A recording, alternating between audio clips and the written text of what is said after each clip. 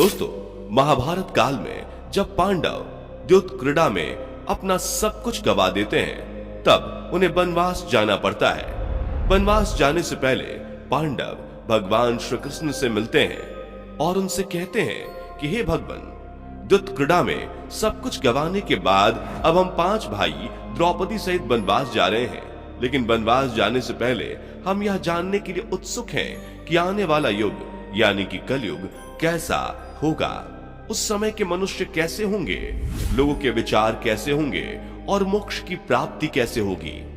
पांडवों के मुंह से ये सारी बातें सुनकर भगवान श्री कृष्ण थोड़ी देर सोच विचार करते हैं और फिर पांडवों से कहते हैं, पहले आप सभी वन जाइए और वन में जो कुछ भी आपको दिखाई दे वो मुझे आकर बताइए, तब मैं आपको इन सभी प्रश्नों का जवाब दूंगा।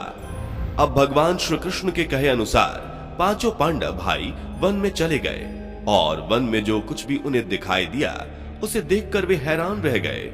उन्हें अपनी आंखों पर यकीन नहीं हो रहा था। कुछ समय वन में बिताने के बाद वे सभी वापस से भगवान श्री कृष्ण के पास लौटते हैं, लेकिन इस बार पांडव के मस्तक पर शिकन था और वे किसी उलझन में पड़े हुए नजर आ रहे थे। जब भगवान श्री कृष्ण ने पांडवों की ऐसी दशा देखी तो उनसे रहा नहीं गया। भगवान ने कहा, आप सभी किस सोच विचार में मग्न हैं, हमें बताएं।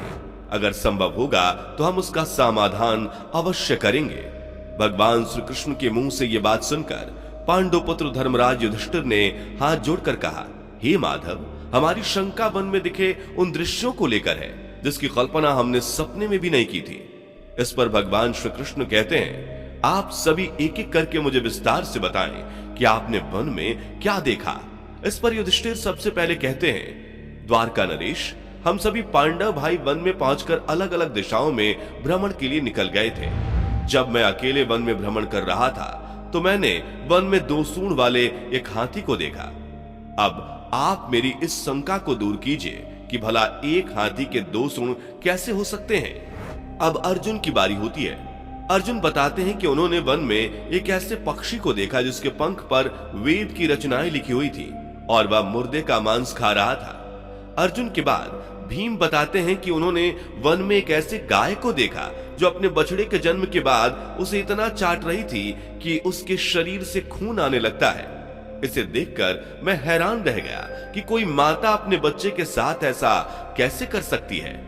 अब भगवान श्री कृष्ण सहदेव से पूछते हैं कि सहदेव, तुमने वन में क्या देखा। इस पर सहदेव बोलते हैं कि मैंने वन में एक जगह बहुत से कुएं को देखा, लेकिन हैरानी की बात यह थी कि जहां आसपास के सभी कुओं में पानी था, वहीं बीच का कुआं पूरा खाली था। बीच का कुआं गहरा भी है, फिर भी उसमें पानी नहीं है। ऐसा कैसे संभव है। अब नकुल आगे बताते हैं कि जब वे वन में भ्रमण कर रहे थे तब उन्होंने एक भारी चट्टान को पर्वत से लुढ़कते हुए देखा। वह चट्टान रास्ते में ना जाने कितनी ही विशाल वृक्ष और शिलाओं से टकराती है, पर उसे कोई रोक नहीं पाता। लेकिन अंत में एक अत्यंत छोटे पौधे के स्पर्श से वह चट्टान रुक जाती है। अब युधिष्ठिर भगवान श्री कृष्ण से कहते हैं कि हे वसुदेव, हम भाइयों ने वन में जो कुछ भी देखा वह सारा विस्तार से आपको बता दिया।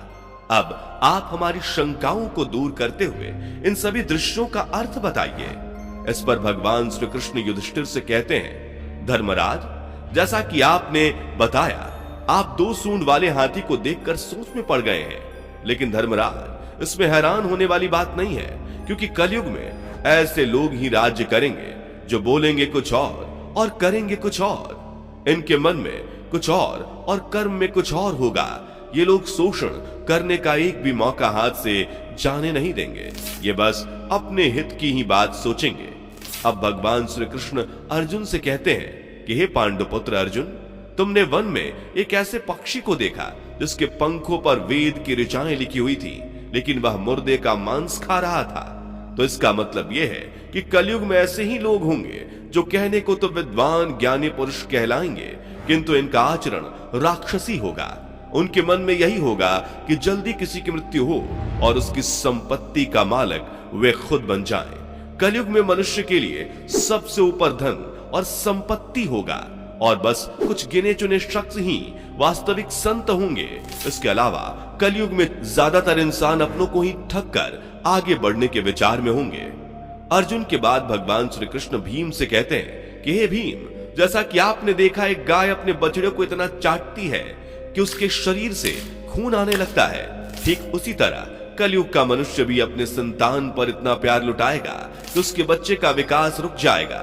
एक माता की ममता अपनी औलाद को मोह माया और संसार में इस तरह बांध कर रख देगी कि उसके बच्चे का जीवन नष्ट हो जाएगा। अगर किसी का बेटा घर द्वार छोड़कर साधु बनेगा तो हजारों व्यक्ति उसके दर्शन को जाएंगे, किंतु यदि अपना बेटा साधु बनेगा तो वो रोएंगे, विलाप करेंगे कि मेरा बेटा गलत रास्ते पर चला गया। दोस्तों, यहाँ भगवान श्री कृष्ण जीवन की वास्तविकता को बताते हुए कहते हैं कि इंसान को यह समझना होगा कि तुम्हारे पुत्र तुम्हारे नहीं बल्कि उनकी पत्नियों की अमानत है, और पुत्रियां उनके पतियों की, और तुम्हारा यह शरीर मृत्यु की और आत्मा परमात्मा की अमानत है। भीम की जिज्ञासा को शांत करने के बाद भगवान श्री कृष्ण सहदेव से कहते हैं, सहदेव, जैसा कि तुमने वन में देखा कि एक साथ कई कुएं थे, लेकिन सिर्फ बीच वाला कुआं ही खाली था, जिसका मतलब यह है कि कलयुग में धनी व्यक्ति अपनी मन की खुशी के लिए अपने यहाँ विवाह उत्सवों में धन खर्च करेंगे, परंतु अपने आस पड़ोस किसी गरीब को देखकर उसकी मदद नहीं करेंगे, फिर चाहे वह गरीब उनका अपना सगा ही क्यों ना हो।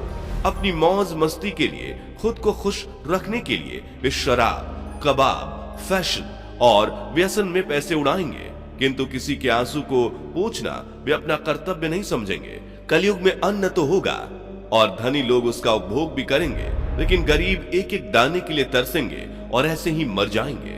भगवान श्री कृष्ण की यह सारी बातें सुनकर सहदेव थोड़े दुखी हो जाते हैं, लेकिन इस कटु सच के सामने वो क्या ही कर सकते थे। अब भगवान श्री कृष्ण नकुल से कहते हैं कि नकुल, जैसा कि तुमने वन में देखा, एक भारी चट्टान पर्वत से लुढ़ककर कई विशालकाय वृक्षों एवं शिलाओं से टकराती है, पर कोई भी उसे रोक नहीं पाता, लेकिन एक छोटे से पौधे का स्पर्श उस चट्टान को रोक देता है। इसका मतलब है कि कलयुग में मनुष्य की बुद्धि क्षीण होती जाएगी, उसके जीवन का पतन होगा, लेकिन उसके पतन को धन रूपी वृक्ष नहीं रोक पाएगा, पर हरि नाम रूपी एक छोटा सा पौधा व्यक्ति के जीवन का पतन रोकने के लिए सक्षम होगा। अतः कलयुग में हरि नाम ही मोक्ष का एकमात्र मार्ग होगा।